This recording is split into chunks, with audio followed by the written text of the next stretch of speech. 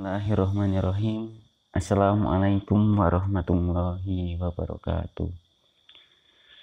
Selamat pagi anak-anak. Kaifa halukum? Bagaimana kabar kalian hari ini? Semoga sehat selalu dimanapun kalian berada. Senang sekali bertemu kembali dengan saya, Ustadz Makmuri, dalam pembelajaran Ilmu Pengetahuan Sosial kelas 7. Sebelum memulai pelajaran pada pagi hari ini, siapkan terlebih dahulu buku tulis kalian, kemudian alat tulis kalian, dan jangan lupa berdoa terlebih dahulu agar diberikan kemudahan dan kelancaran dalam pembelajaran pada pagi hari ini. Berdoa mulai.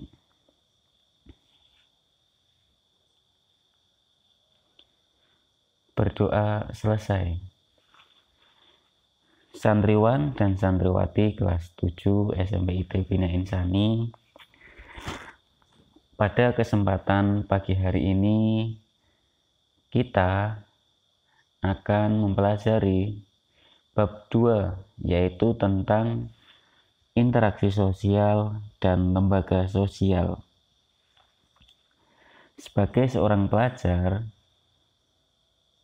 ketika kalian pergi ke sekolah, kemudian di sekolah kalian bertemu teman-teman dan guru kalian dan teman-teman kalian belajar di kelas, kemudian saat kalian istirahat, mengobrol dan bermain dengan teman-teman. Nah, beberapa kegiatan tadi merupakan kegiatan interaksi sosial. Lantas, apakah yang dimaksud dengan interaksi sosial tersebut? Ada yang tahu nggak apa yang dimaksud dengan interaksi sosial? Ya, benar sekali. Interaksi sosial adalah hubungan timbal balik berupa aksi saling mempengaruhi antar individu atau antar individu dan kelompok dan antar kelompok.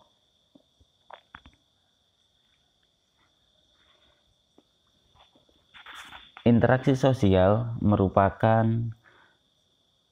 proses yang cukup kompleks karena dilandasi dan dipengaruhi oleh beberapa faktor. Nah, ada beberapa faktor-faktor yang mempengaruhi interaksi sosial. Menurut Surjono Sukanto, pada tahun 2015 ada 5 faktor yang mempengaruhi interaksi sosial. Yang pertama adalah imitasi. Imitasi adalah tindakan meniru orang lain. Nah, yang ditiru ini seperti gaya bicaranya, kemudian penampilannya, tingkah lakunya, serta pola pikirnya. Imitasi ini hanya sebatas meniru orang lain. Kemudian yang kedua, identifikasi.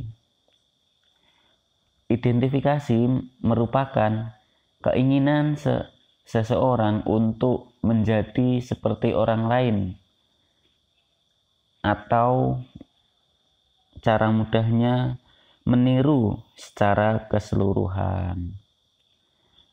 Contohnya, ada anak yang mengidolakan ibunya, kemudian dia berusaha mengidentifikasi dirinya agar seperti ibunya. Kemudian yang ketiga yaitu sugesti.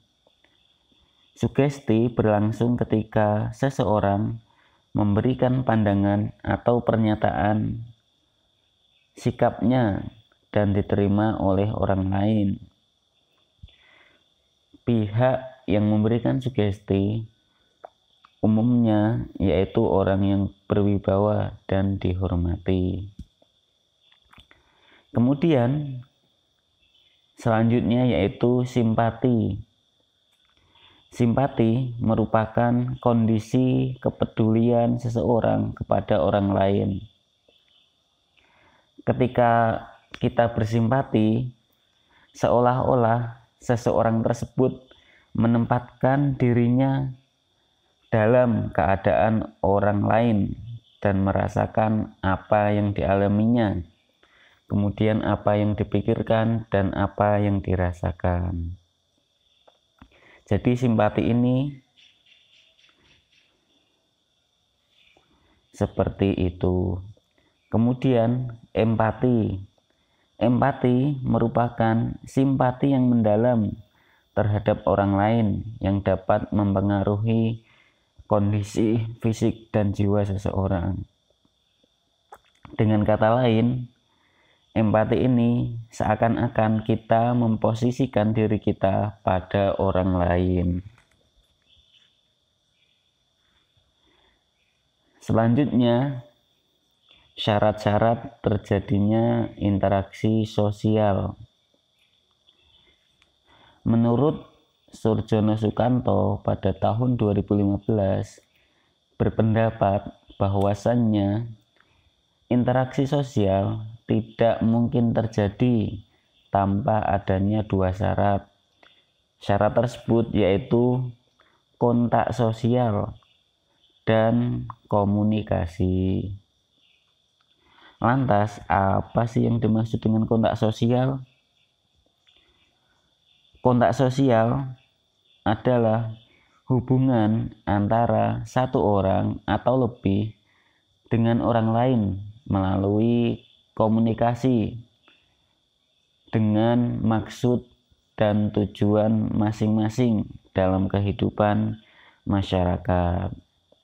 Kontak sosial ini bisa berupa 3 bentuk, yaitu antar individu, kemudian antar individu dengan kelompok, kemudian antar kelompok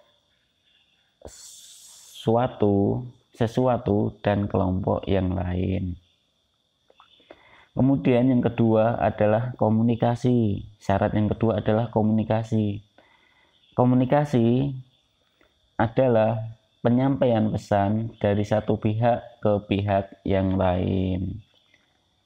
Nah, dalam komunikasi ini terdapat 5 unsur.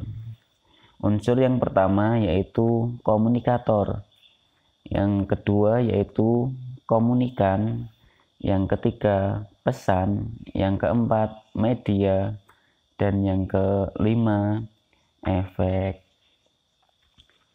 Santriwan dan santriwati kelas 7 SMPIT Bina Insani, coba kalian perhatikan halaman 40 pada buku mandiri kalian.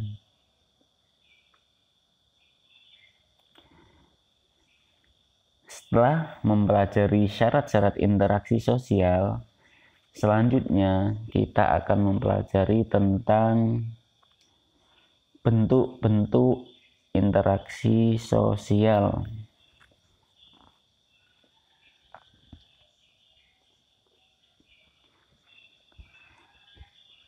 Charles H. Cooley dalam Sukanto 2015, kerjasama timbul apabila seseorang menyadari dirinya mempunyai kepentingan dan tujuan yang sama dengan orang lain. Kemudian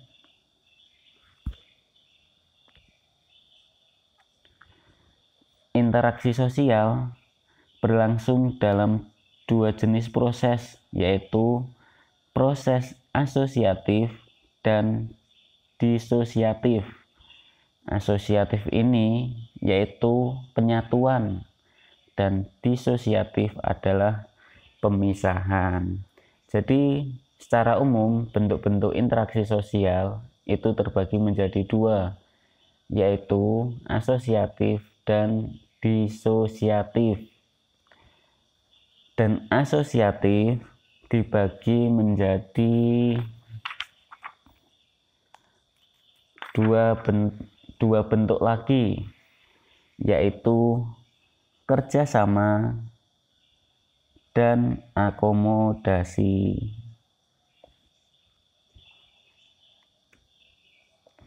Kemudian kerjasama dibagi menjadi 5. Yang pertama bergaining, kemudian yang kedua kooptasi, yang ketiga koalisi, kemudian yang keempat joint venture, dan yang kelima kerukunan. Nanti kalian bisa membaca sendiri bentuk-bentuk kerjasama. Kemudian akomodasi juga dibagi menjadi 8 bentuk. Yang pertama koersi, kemudian yang kedua kompromi, yang ketiga arbitrase, yang keempat mediasi, yang kelima konsiliasi,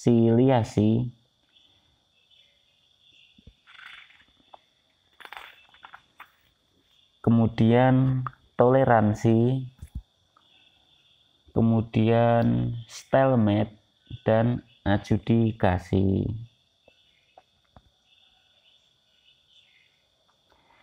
Akomodasi ini merupakan cara menyelesaikan pertentangan tanpa menghancurkan lawan.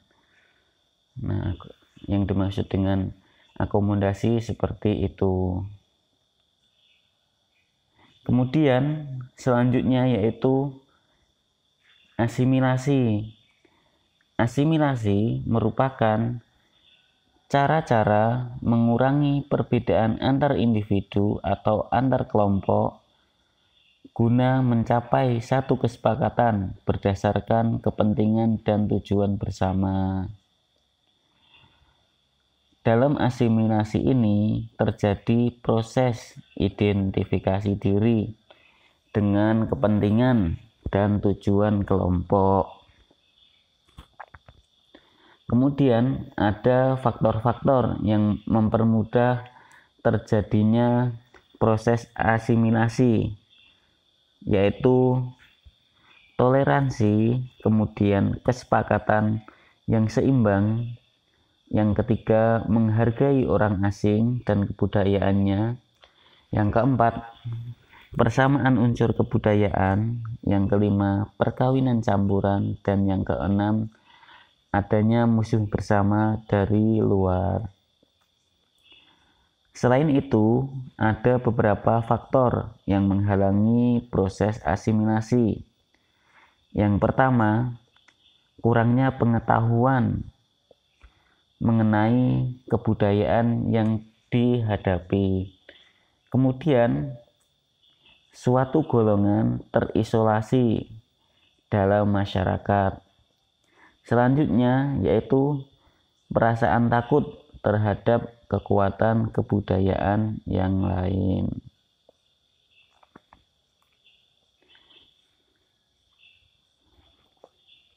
Selanjutnya yaitu proses-proses disosiatif. Santriwan dan santriwati kelas 8 SMP IT kelas 7 SMP IT Bina Insani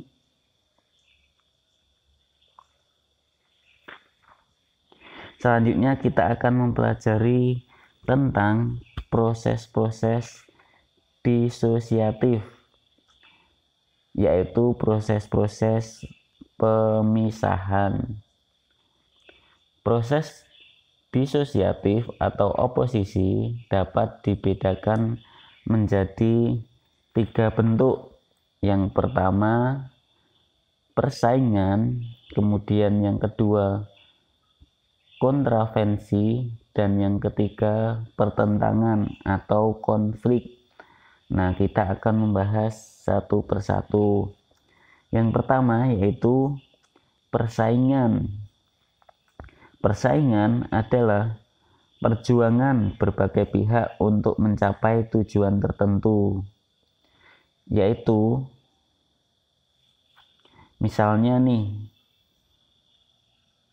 para pemain bulu tangkis di suatu kejuaraan, mereka bersaing bersama-sama dengan tujuan meraih juara dalam kompetisi tertentu.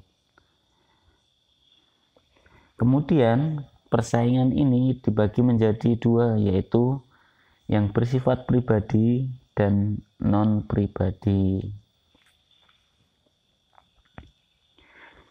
Selanjutnya yaitu kontravensi. Kontravensi berada di antara persaingan dan pertentangan. Kontravensi ini ditandai ketidakpuasan seseorang, kemudian perasaan tidak suka yang disembunyikan, kemudian kebencian dan keraguan-raguan atas kepribadian seseorang. Nah, misalnya nih, dalam suatu perusahaan ada seorang karyawan yang kontravensi dengan pimpinannya. Nah, dia tidak puas terhadap kinerja pimpinan tersebut, kemudian ada perasaan tidak suka, namun masih disembunyikan.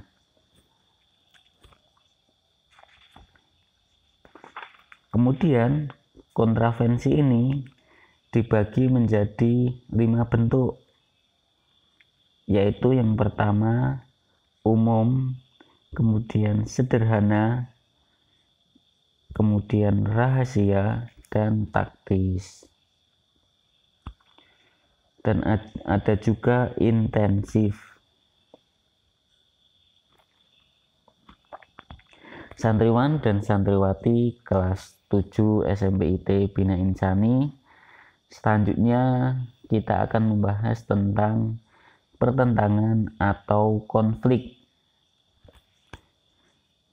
Kalian sudah tahu belum apa yang dimaksud dengan konflik?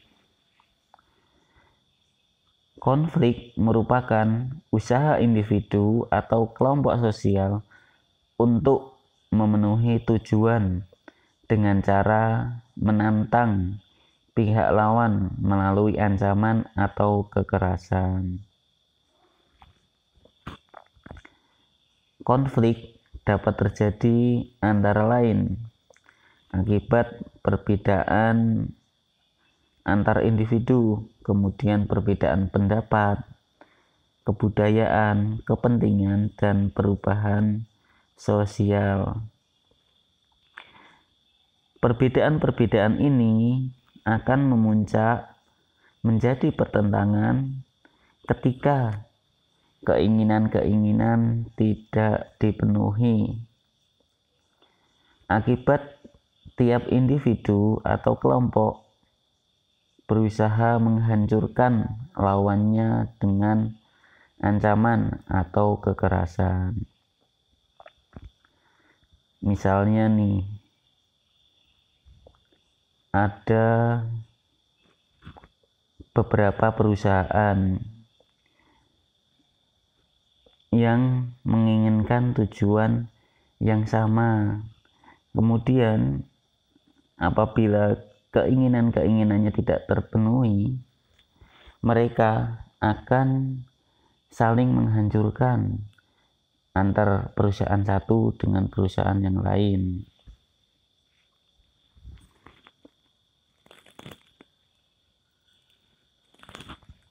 Santriwan dan santriwati SMP IT Bina Insani, Demikian yang dapat Ustadz sampaikan. Kurang lebihnya mohon maaf dan semoga masih bisa bertemu di lain kesempatan. Assalamualaikum warahmatullahi wabarakatuh.